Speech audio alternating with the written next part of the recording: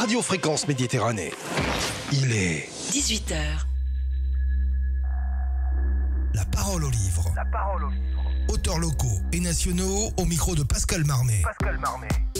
Romans, biographies, polars, nouvelles, policiers, contes et légendes, c'est la littérature locale et nationale sur Fréquence Méditerranée.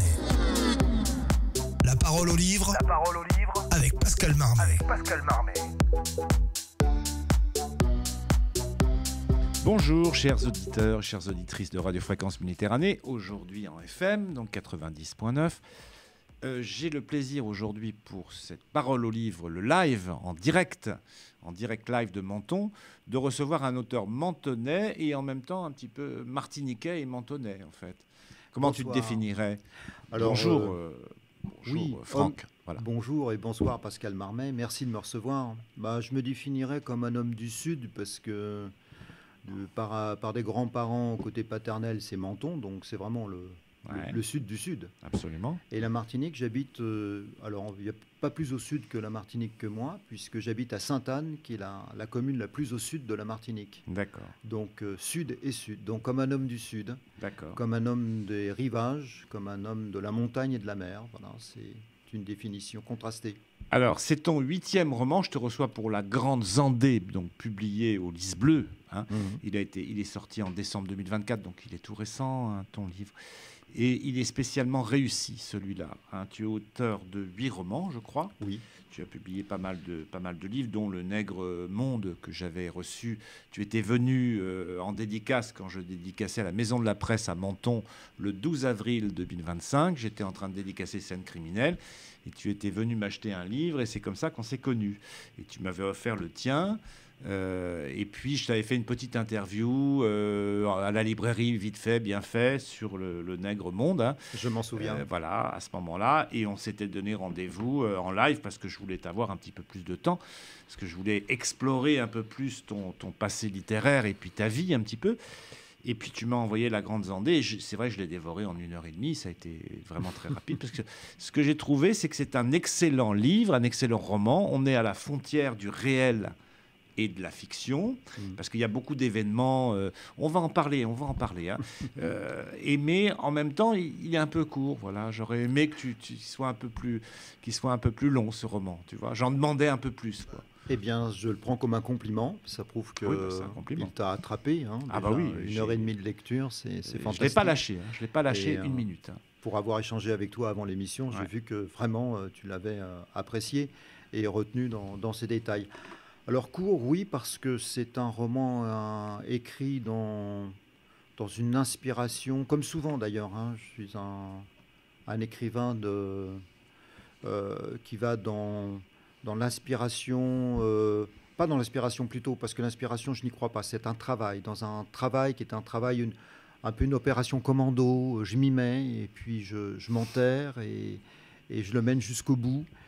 J'aime que mon lecteur, que ma lectrice reçoive une sorte de choc bénéfique, bien sûr. Hein. Il y a des chocs qui sont tout à fait bénéfiques et c'est ça. Et c'est pour ça que je suis plus l'auteur d'ouvrages, alors qu'on pourra juger court, je ne sais pas ce qui est court et qui est long, mais enfin en tout cas, l'idée c'est de saisir quelqu'un par les tripes, si je puis me permettre l'expression, de produire un choc.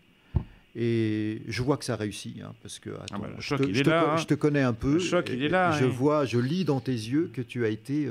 C'est un très bon livre, c'est un très bon roman. Merci à toi. Conseil, chères auditrices et chers auditeurs de Radio Fréquence Méditerranée. Je vais vous en faire le pitch un petit peu, et puis après on reviendra sur le roman, parce que j'ai des questions à te poser aussi, bien sûr. Alors, La Grande Zandée est publiée aux éditions Lys Bleu. Il est sorti en décembre 2024, donc il est tout récent. Le récit prend place à Saint-Pierre en Martinique. Hein. Saint-Pierre en Martinique, c'est la capitale, Saint-Pierre, on est d'accord? À ce moment-là, oui, c'est la ville de référence de la Martinique, c'est le petit Paris des Antilles. Voilà, c'est ce que j'allais dire, c'est le petit Paris des Antilles. Et nous sommes au début du XVIIIe siècle. Nous sommes en 1742. En fait, ce récit, règne de Louis XV, commence en 1742, pendant le règne de Louis le XVe, notre roi bien-aimé, puis mal-aimé à la fin, mais bien-aimé au début. Et ça se termine sous Napoléon en 1802. Hein, donc ça parcourt quand même pas mal de temps, ce livre. Hein. Et alors, je vous en fais le pitch.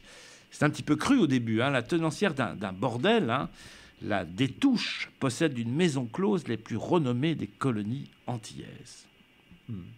La Lyre d'Or, c'est ça, c'est son nom. C'est son nom. Elle changera après, mais bon, ça, on en reparlera plus tard. Hein. On va pas tout dire. On va pas tout dire. Elle achète des esclaves, de préférence des femmes noires, hein, pour les faire saillir. Donc ça, c'est toi qui m'as dit ça. Hein. On met ce mot entre guillemets par des hommes blancs de passage, hein, généralement des marins ou autres, afin de produire des métisses, des mulâtresses, comme tu m'as dit. Hein. Et va naître une petite fille qui va s'appeler Orphée, Orphée Zandé, hein, qui va en fait devenir une future pensionnaire de ce bordel. La petite fille Orphée Zandé grandit et va lutter en fait contre cette tenancière. Et voilà, donc c'est l'histoire de l'esclavage vue non pas par le travail, mais par l'exploitation sexuelle, en fait, des personnes, des prostituées. Et c'est quand même un peu dur, un peu cru. Il y a des scènes qui sont un peu difficiles quand même dans ce livre-là. L'histoire du monde, l'histoire des hommes et des femmes est difficile. Hein. Bon, on le sait, on est dans un lieu où l'actualité se traite. Je crois qu'il n'y a pas besoin de le rappeler.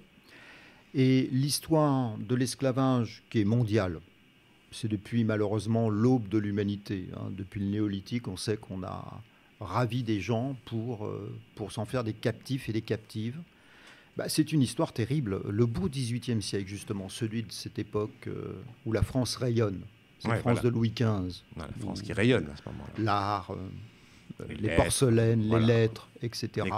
Les coiffures, le vêtement à la françoise. Bon, c'est une période d'expansion et d'expansion culturelle merveilleuse. Mais moi, ce qui me fascine, parce qu'au départ, je suis aussi un historien XVIIIemiste, donc un spécialiste du XVIIIe siècle, c'est que dans ce siècle auquel la France a toujours fait référence, hein, ce grand siècle, eh bien finalement, enfin cet autre grand siècle, le XVIIIe siècle, il se déroule quelque chose d'absolument terrible. C'est la traite négrière. Ce n'est pas le seul pays. Et l'esclavage existe depuis l'aube de l'humanité, encore une fois. Mais il y a ce contraste entre ce raffinement des parures, de la culture. Le siècle des Lumières. Et des choses terribles. Et rappelons que c'est terrible. Ce qui m'a intéressé dans ce roman, c'est de traiter l'esclavage. La première fois que c'est fait, je ne suis pas le premier. Mais non pas à travers. Pas le dernier, absolument. Et je ne serai pas le dernier, j'espère. Mais dans ce roman, ça reste un roman. L'esclavage, non pas vu sous un angle de l'économie, c'est-à-dire de l'économie de plantation, le canne à sucre ou le coton, mais à travers l'exploitation du corps de l'autre, et là en l'occurrence des femmes, à des fins sexuelles. Parce que je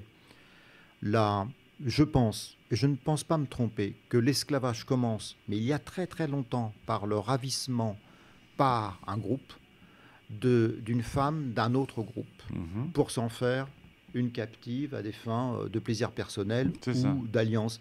D'ailleurs, un des tableaux les plus connus de la peinture classique française qui est au Louvre, ce tableau est dû à Jacques-Louis David, fin XVIIIe siècle, extrême fin XVIIIe siècle, c'est l'enlèvement des Sabines qui raconte que pendant la fondation légendaire de Rome par Romulus, c'est une légende, Romulus et ses hommes ont ravi les filles et les femmes d'un peuple voisin, les Sabins. Je et connais c'est l'enlèvement des Sabines, et tu connais bien sûr, mais je connais très bien, parce que j'ai vu le film, il y a un film là-dessus, avec Roger Moore et Mylène de Mongeau, qui est de 62, qui est très intéressant justement, parce qu'on voit ces enlèvements des Sabines, justement. Donc le ravissement, la captation du corps de l'autre à des fins de plaisir propre, sensuel, sexuel, et ce qui, sans doute, dans l'esclavage, a précédé l'exploitation de l'autre à des fins économiques, je le pense. Absolument. Je le pense. Et c'est pour ça que ce huis clos étouffant dans une maison close, un bordel de Saint-Pierre,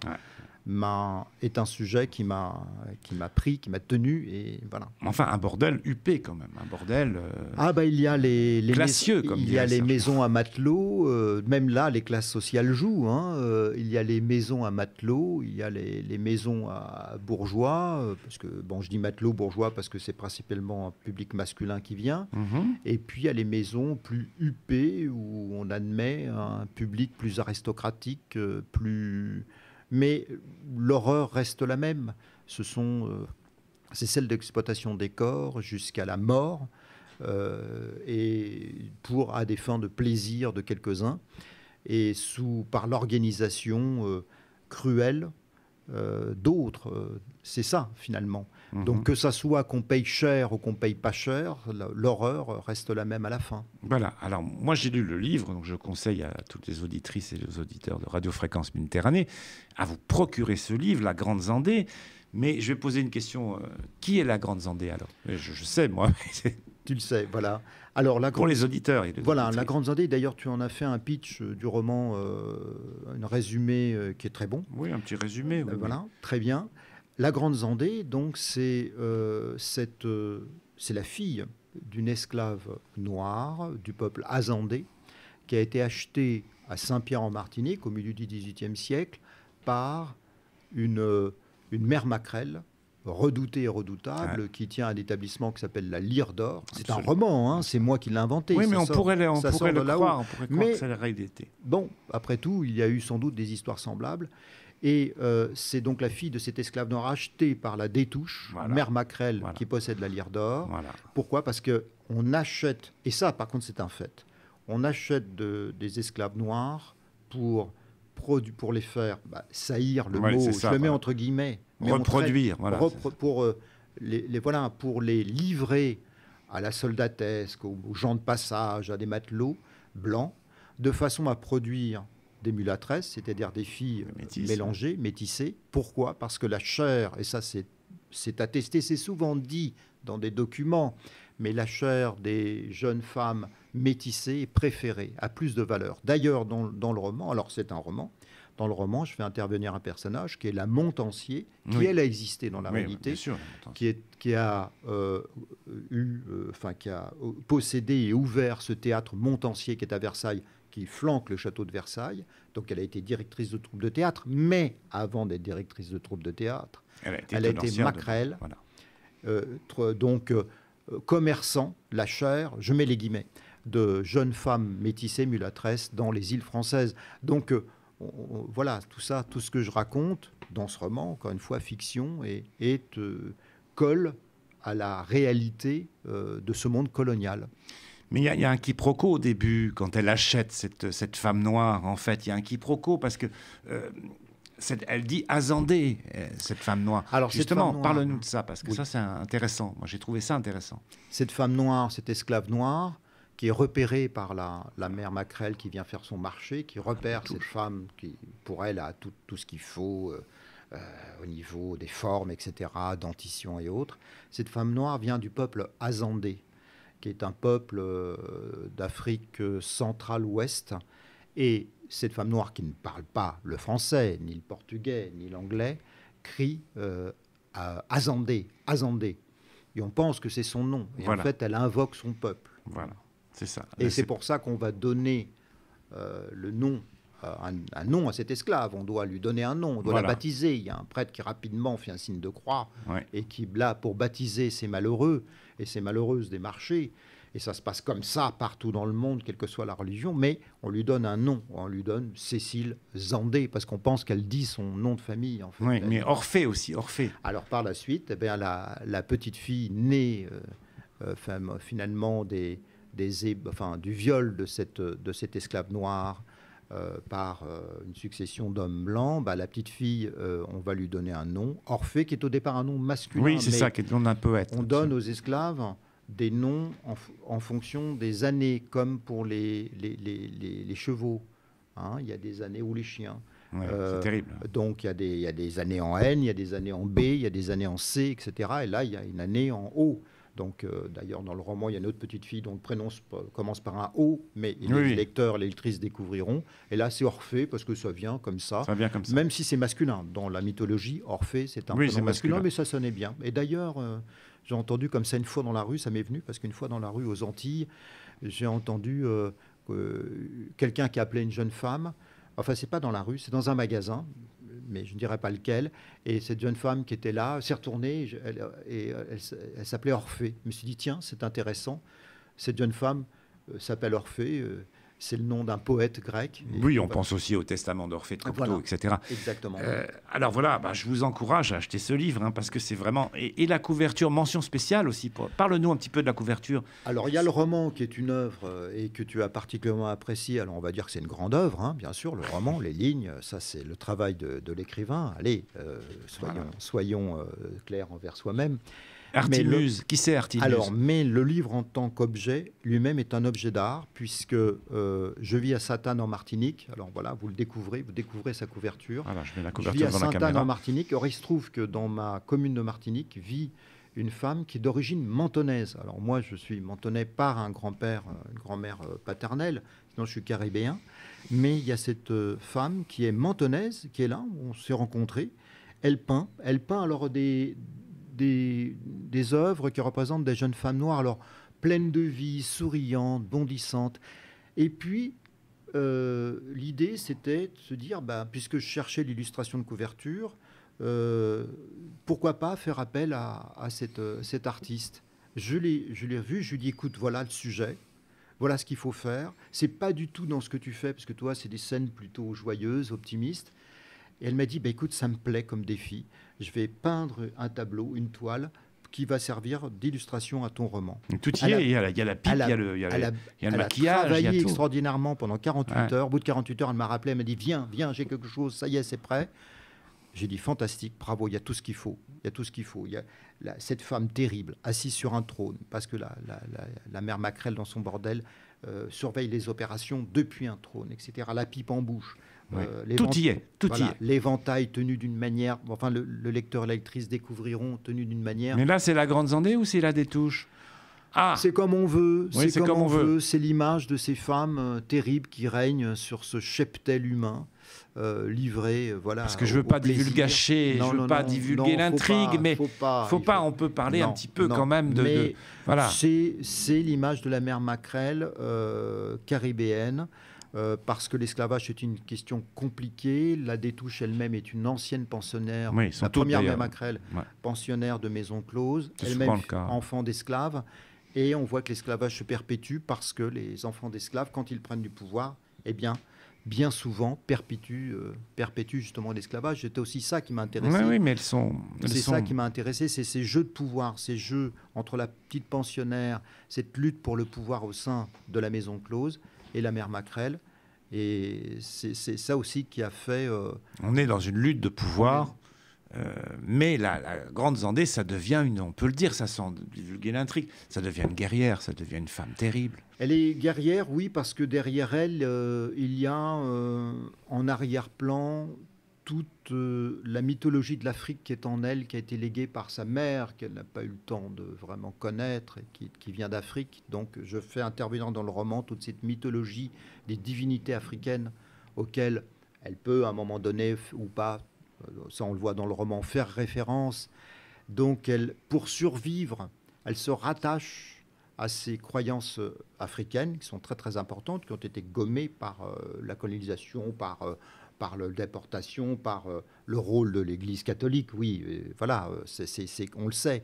Mais et elle se voit en guerrière, c'est aussi une stratégie de survie, comme on dirait maintenant. Et donc, à la fois, c'est ce qui la rend d'autant plus terrible dans son personnage, en lutte justement contre celle qui l'oppresse, mais en même temps pour le pouvoir. Pour le pouvoir, pour le jeu de pouvoir. Hein. Oui. Voilà, mais c'est terrible. Il y a des scènes qui sont terribles. Mais elle s'embourgeoise, la Détouche aussi, à un moment donné. Et puis la Grande Zandée, elle va s'embourgeoiser aussi. Ben, c'est ça, justement. Elle va grossir, elle va... C'est ça qui est intéressant dans l'exploitation, dans le rôle dominant-dominé. Si tous les dominés, enfin, au moment de l'esclavage, si l'esclavage était une histoire de 2000 personnes qui va mettre en esclavage, je ne sais pas, des centaines de milliers d'autres. Les centaines de milliers d'autres se révoltent. L'esclavage aurait duré, quels que soient les continents d'ailleurs, puisqu'il existait partout, aurait duré quelques années. Or, la promesse de remplacer le maître, de prendre sa place, ou la maîtresse, de pouvoir participer au banquet, de s'engraisser, S'embourgeoiser. mais de s'engraisser, c'est une promesse, c'est un appât terrible qui fait que la domination perdure, puisque le dominé, souvent, je raconte ça dans ce huis clos à l'intérieur de cette maison close, le dominé pense ne pas abattre le système, c'est à prendre la place de l'autre. C'est pour ça que ça a duré des siècles. Oui, Et que ça continue. Il y a de terribles réseaux maintenant. On propulse des jeunes filles sur des trottoirs des villes. Mais ce sont des intermédiaires qui sont des mères maquerelles qui elles-mêmes ont été arrachées à leur enfance, à leur pays, pour devenir elles-mêmes les ferments de cette exploitation. Donc c'est ça qui m'a intéressé dans ce roman. C'est terrible, c'est un très bon roman. T'as plu, Merci mais beaucoup. acerbe. Oui. Et puis on a envie d'aller plus loin. On a envie de découvrir tes autres livres. Hein. Donc rapidement, avant le questionnaire de Proust, hein, je vais rappeler aux auditeurs et aux auditrices qui tu es, Franck. Hein, parce qu'au fil de tes influences et de tes recherches, donc Franck Lacombe développe une écriture romancée, nourrie par l'univers caribéen, la négritude et la créolité, explorant avec justesse les tensions entre mémoire et patrimoine.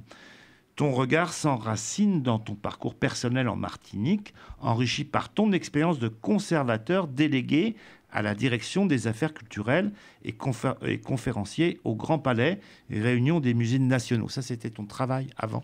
Oui, j'ai travaillé dans la culture et le tourisme. On a commencé à accompagner des voyages en voyageant, en étant guide-interprète, parce que j'avais un certain talent pour les langues. Et bon, j'étais guide-interprète en français, russe, anglais. Tu parles russe un petit peu. Hein. Voilà, on a eu l'occasion, Pascal, d'échanger avec à propos de son monde russe que je crois que tu connais bien. Oui, je connais bien. Donc j'ai pas mal traîné mes guêtres dans l'ex-Union soviétique, etc. Dans la Russie d'après. J'ai tout vu d'ailleurs avant, pendant, après. Et puis j'ai passé tous les examens, les diplômes qui m'ont fait de moi un guide-interprète, et puis un conférencier de la Réunion des musées nationaux et des monuments nationaux. Donc j'ai guidé aussi bien au Louvre qu'à Versailles, dans les appartements privés que dans les grandes expositions, etc.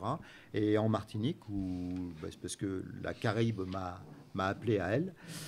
En Martinique, je continue à travailler dans le domaine de la culture. Je suis conservateur délégué aux objets d'art et antiquités Très bien. de la Martinique. Super. Alors, je rappelle ton dernier livre, donc La Grande Zandée, par Franck Lacombe, publié au Lys Bleu en décembre 2024.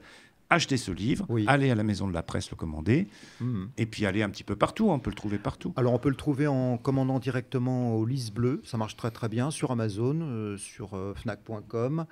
Il sera disponible sans doute à partir de mi-octobre, donc à la Maison de la Presse, avenue de Verdun. Oui, où je vais signer souvent, chez Thierry, notre ami Thierry. Et sinon, en commandant directement au Lys Bleu, édition.com, ça marche très bien. Ok, alors je continue aussi parce que tu as publié 8 romans quand même, il y en a quelques-uns.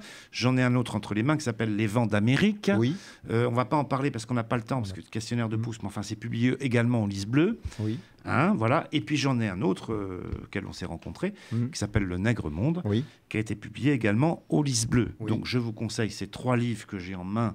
Ici, on va les montrer à la caméra. Vous donc les Le Nègre tous du Monde. Sur le site du Lys Bleu, vous pourrez tous les commander. Le Nègre Monde, Les Vents d'Amérique, publié également au Lys Bleu, et puis bien sûr mon préféré, La Grande Zandée. Et tu n'as pas lu Bayou, aux éditions de Lys Bleu? Je n'ai pas lu encore. Celui-là, je vais le lire aussi. J'en suis content. Je vais le lire aussi. Alors on passe au questionnaire de Proust, parce que je voulais ne pas terminer cette émission sans te faire mon petit questionnaire de Proust à la Bernard Pivot dans Bouillon de Culture. Franck, quel est ton mot préféré? Sieste. Ah, d'accord. C'est bien. Un homme du Sud, donc sud de la France et sud Martinique, c'est sieste. Je veux dire, les persiennes, le soleil qui pétille sur la tête du dormeur. Mais c'est fantastique, la sieste. C'est fantastique, la sieste. Le mot que tu détestes le plus dans la langue française? Le mot que je déteste le plus dans la langue française. Alors, il y en a beaucoup, mais rêche. Un tissu rêche. Rêche, t'aimes pas? J'aime pas, voilà. Ça s'emploie de moins en moins d'ailleurs, mais tu sais, ça me rappelle ces pantalons de tergal qu'on mettait quand on était gamin. Et on disait, mais si, c'est bien, parce qu'il y a le mariage, il faut y aller. Et tu mettais ce pantalon et c'était rêche sur la peau. Voilà. Moi, je n'aime pas non plus. Je n'aime pas non plus la flanelle, moi. Tu sais, la flanelle grise. Voilà. Ça me grattait les jambes. Souvenir d'enfant. Voilà. Ta drogue favorite? Excuse-moi. Ta drogue favorite, Franck Lacombe? Le café.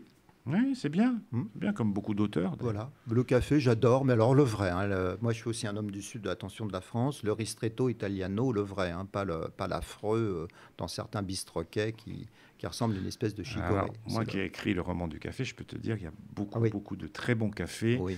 notamment en Amérique du Sud, Ah, ça, j'en conviens. Colombie, Costa Rica, etc. Mm. En Italie, moi, j'ai du mal à apprécier le café trop serré. Mm.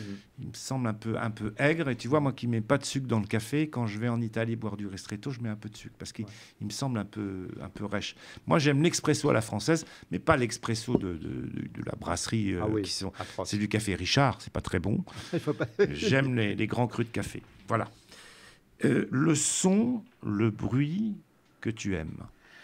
Le son, le bruit que j'aime, alors c'est un souvenir d'enfance, c'est le bruit du lait d'une bête que l'on traite, ce bruit du lait qui tombe dans le seau. Ça me rappelle mon enfance. J'allais dans une ferme et on trayait les vaches. Il y avait ce bruit comme ça. Maintenant, c'est Fantastique. électrique. Hein. Mais je sais, mais c'est la Madeleine de Proust. Voilà. Le son, le bruit que tu détestes, le contraire. Affreux, les boosters scooter 400 là, Ouais. qui te déchirent l'oreille, c'est abominable. Les voitures sont de plus en plus silencieuses et alors là, on doit, je vais pas Ouais, le faire au ouais. micro, mais c'est terrible. D'accord. Moi aussi. Homme ou femme pour illustrer un nouveau billet de banque? Louis Armstrong. Louis Armstrong parce que c'est un musicien c'est quelqu'un toujours en train de rigoler. Mhm. Oui, oui, c'est vrai.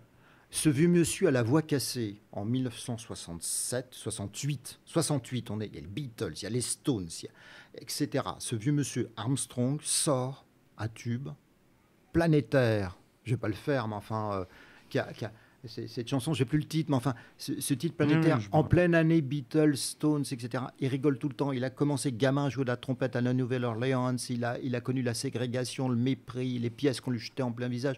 Il rigole tout le temps. Fantastique. Il a su regrouper autour de lui plein de gens, en rigolant. Il a fait le tour du monde avec sa trompette. Fantastique. Fantastique.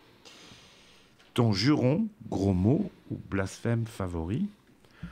Tu peux tout dire sur Oui, l'antenne je de peux Radio tout dire, bien Fréquence sûr. Très Méditerranée. bien, on est entre nous. Puis dans le sud, si on n'a pas un bon juron, ça serait bordel de merde. Ouais, comme Jean-Pierre Mariel, nom de Dieu de Oui, bordel oui, de oui, merde. oui. Ah, fantastique, Jean-Pierre Voilà, Mariel. Jean-Pierre Mariel, absolument. Le métier que tu n'aurais pas aimé faire, justement. Huissier de justice, Ah oui, bon, c'est- l'espèce de survivance. Attends. Tu as gagné un procès. On est un pays de droit, normalement. OK. Non, mais pour notifier que tu as gagné un procès, par exemple, il faut envoyer un huissier de justice. Pourquoi? On paye des officiers de police judiciaire, ça suffit pas. Non, il y a cette espèce de truc médiéval, il faut payer un huissier de justice, alors qu'on est un pays de droit, ça doit être notifié. Donc, huissier de justice. D'accord, très bien. Puis c'est pas très agréable comme métier. Non, mais voilà. La plante, l'arbre ou l'animal dans lequel tu aimerais être réincarné si la réincarnation existe. Alors, ça serait la plante, ça serait le bougainvillier, parce que je trouve qu'il y a une floraison. Enfin, il y a le bougainvillier a une pétale dont on pense que c'est la fleur, mais qui est toujours comme ça, Mhm. qui revit en permanence. L'animal, ça serait le lézard, parce qu'il monte partout, il glisse partout, c'est fantastique. Enfin, moi, je rêvais comme ça de monter sur les murs, de me glisser sur les toits, de jeter un coup d'œil, Ah oui. hop, de gober un truc. Ouais, pas le lion. Pas, oui, Non. Non, petit lézard. Le lézard, mais hop, il est là, il se glisse partout, il est sur toutes les surfaces. D'accord. Oui, pourquoi pas. Oui. Et si Dieu existe, on est persuadé qu'il existe ici, qu'aimerais-tu, après ta mort, l'entendre te dire? À toi, Franck Lacombe. Excusez-moi de vous avoir créé si imparfait. Oui, c'est bien. C'est bien, ça change un peu de mes invités, qui répondent un peu toujours la même chose. mais voilà. Hein. Donc c'est bien, mais on s'aperçoit que... Non, moi, ça m'a surpris quand même en 1742. La mère Macrel, la grande des Touches, elle va à la messe, elle est croyante. La grande Zandé, elle connaît le missel. Enfin, c'est incroyable, ça. Ah ben dans la littérature brésilienne, Amado, etc., Alejo Carpentier qui est cubain, etc., il y a ces personnages de C'est Macrel enturbanés, mais Oui, qui vont faire enturbanés. leur dévotion, C'est incroyable. qui ont de l'eau, etc. Ah ouais. C'était il y avait je ne sais pas si c'est lui, mais enfin, il y avait Talleyrand, qui avait été évêque d'Autun, mais enfin, bon, bref, comme un évêque plus pour l'argent et pour le titre, mais enfin, qui disait, si je n'arrivais pas à dire la messe parce que je m'en souviens plus, il y aura bien une femme des rues de Paris, une prostituée qui m'aidera à ce moment-là à dire la messe parce qu'elles sont toujours fourrées dans les confessionnaux. Absolument. Merci Franck Lacombe de cet entretien. J'étais ravi de te recevoir. Merci. Je rappelle Marmet. ton livre, La Grande Zandée, qu'il faut absolument acheter. Commandez-le un peu partout. Ainsi se termine La Parole au Livre, le live, la nouvelle émission de septembre 2025. Donc je vous encourage à nous écouter toujours sur Radio FM 90.9 et puis nous revoir en live sur Facebook et sur tous les tabloïds. Merci à toi. Merci Franck Lacombe. Et à très bientôt. À bientôt. La parole au livre. Tous les DAB+, Web, iPhone et Android. Fréquence Méditerranée. La radio 100% soleil.